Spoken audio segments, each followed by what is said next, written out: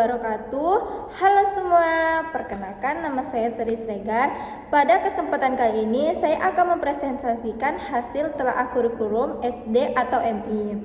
Pada video ini saya akan menjelaskan tentang perubahan kurikulum dari kurikulum K13 ke kurikulum Merdeka, kemudian telaah kurikulum, telaah buku teks, dan penguatan karakter melalui P5 dan rahmatan lil alamin. Sebelum masuk pembahasan modul, kita perlu mengetahui terlebih dahulu tentang perubahan kurikulum yang digunakan di sekolah dasar dan madrasah ibtidaiyah.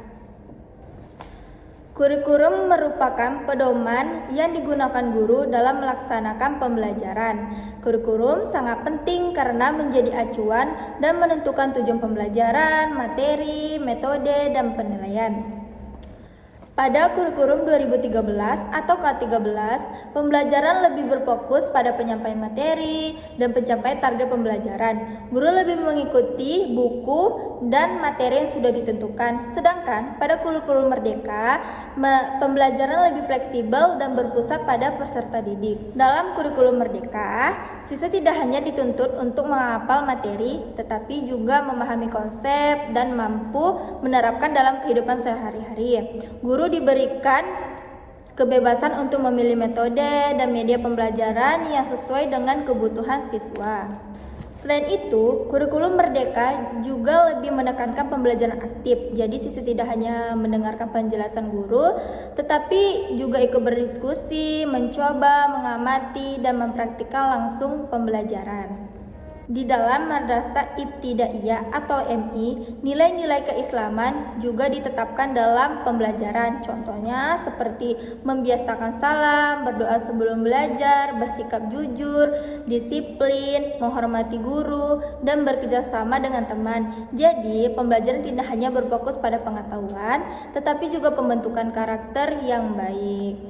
Selanjutnya, saya akan menelaah modul ajar, yaitu modul ajar mata pelajaran matematika kelas 1 PASE A materi penjumlahan. Pada bagian identitas modul ajar terdapat mata pelajaran, baru kelas atau PASE, dan materi pelajaran dan alokasi waktu.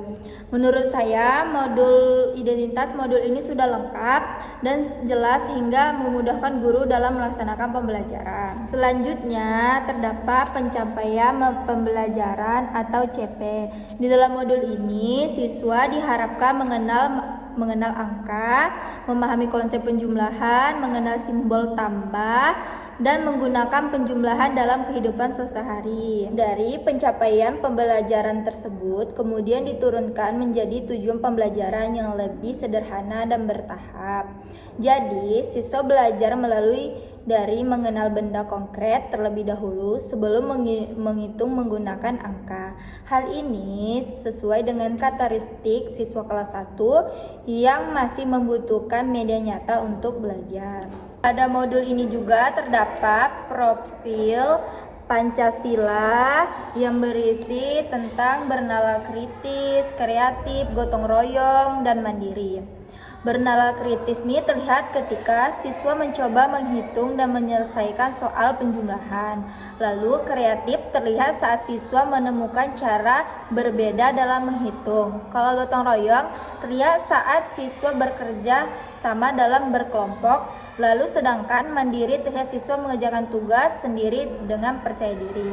Menurut saya, adanya profil Pancasila ini sangat penting karena pembelajaran tidak hanya mengembangkan kemampuan akademik, tetapi juga membentuk karakter siswa. Selanjutnya, ada bagian sarana dan prasarana. Terdapat kartu angka dari 1 sampai 10.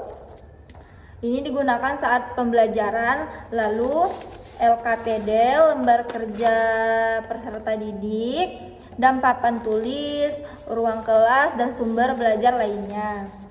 Dengan menggunakan media kartu angka, dan benda konkret menurut saya sangat cocok digunakan untuk siswa sekolah dasar karena terutama kelas 1. Karena pada usia tersebut siswa lebih mudah memahami pelajaran melalui benda yang bisa dilihat dan disentuh secara langsung. Pada modul ini, model pembelajarannya yang digunakan adalah Problem Based Learning atau PBL. Model Problem Based Learning merupakan model pembelajaran yang berpusat pada pemecahan masalah. Jadi siswa belajar melalui aktivitas dan latihan yang berkaitan dengan kehidupan sehari-hari. Menurut saya, model ini sangat baik digunakan karena siswa lebih aktif dan tidak cepat bosan dalam belajar. Metode yang digunakan pada modul ini adalah diskusi, tanya jawab, latihan soal, dan permainan. Menggunakan permainan dalam pembelajaran matematika juga sangat bagus karena membuat siswa lebih semangat dan senang belajar. Selanjutnya saya akan menjelaskan tentang langkah-langkah pembelajaran pada modul ini. Yang pertama adalah kegiatan pendahuluan. Guru membuka pembelajaran dengan salam dan berdoa. Selain itu, guru memeriksa kehadiran dan mengajak siswa bernyanyi sambil berhitung angka 1 sampai 10. Menurut saya, kegiatan ini sangat baik karena dapat membuat suasana kelas menjadi lebih menyenangkan dan membuat siswa lebih siap belajar. Kemudian, guru memberikan pertanyaan pemantik untuk menarik perhatian sebelum masuk ke materi utama. Pada kegiatan ini, guru menunjukkan pada benda konkret seperti apel untuk membantu siswa memahami konsep penjumlahan. Contohnya, guru menunjukkan 2 apel, kemudian ditambah lagi 1 apel. Setelah itu, siswa menghitung jumlahnya bersama-sama menggunakan kartu angka yang tadi.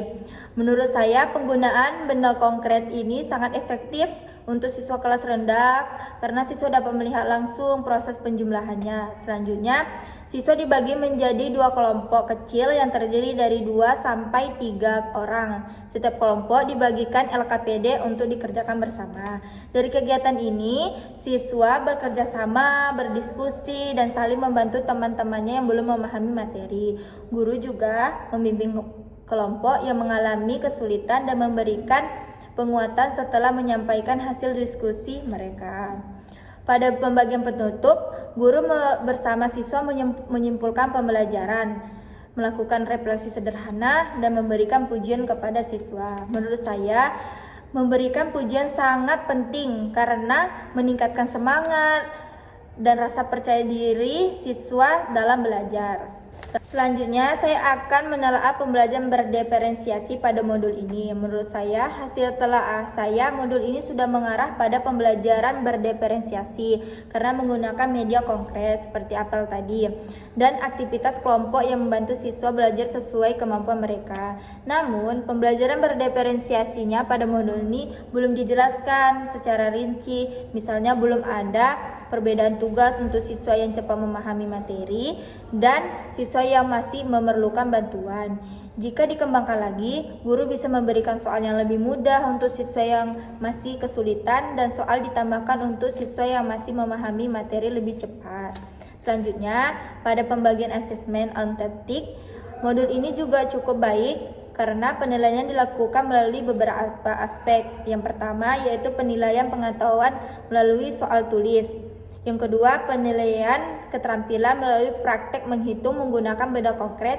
Yang ketiga yaitu penilaian sikap melalui observasi aktif, keberanian, dan kerjasama siswa dalam pembelajaran berlangsung. Menurut saya, asesmen autentik seperti ini sangat baik karena tidak hanya menilai hasil siswa, tetapi juga proses belajar siswa. Pada modul ini juga terdapat rubrik penilaian dan LKPD. Adanya rubrik penilaian membantu guru memberikan penilaian yang lebih jelas dan terarah. Selanjutnya, saya akan menelaah buku pembelajaran matematika kelas 1. Pada buku teks terdapat latihan soal dan aktivitas yang membantu siswa memahami pembelajaran penjumlahan. Selain soal biasa, terdapat juga soal cerita yang melatih kemampuan berpikir. Contohnya, soal cerita jumlah permen atau pensil di kehidupan sehari-hari. Contohnya tadi yang soal yang ada di LKPD. Budi punya 2 permen lalu diberikan 2 permen lagi.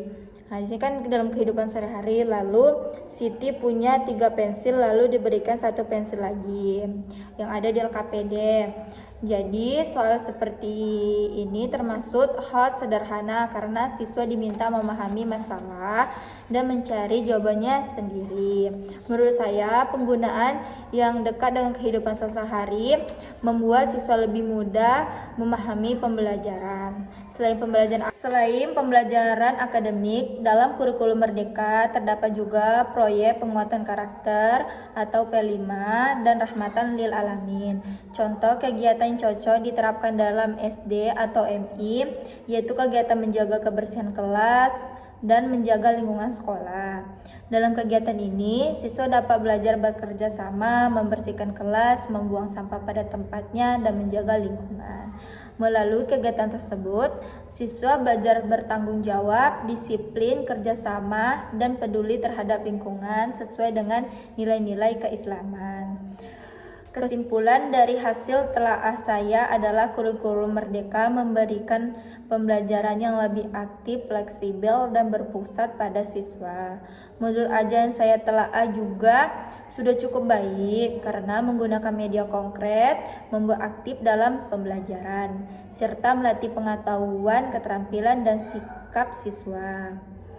Namun, modul ini masih bisa dapat dikembangkan lagi, terutama pada pembagian pembelajaran berdiferensiasi, agar kebutuhan belajar setiap siswa dapat terpenuhi. Sekian penjelasan dari saya. Mohon maaf jika ada kekurangan. Saya ucapkan terima kasih atas perhatiannya. Saya akhiri. Wassalamualaikum warahmatullahi wabarakatuh.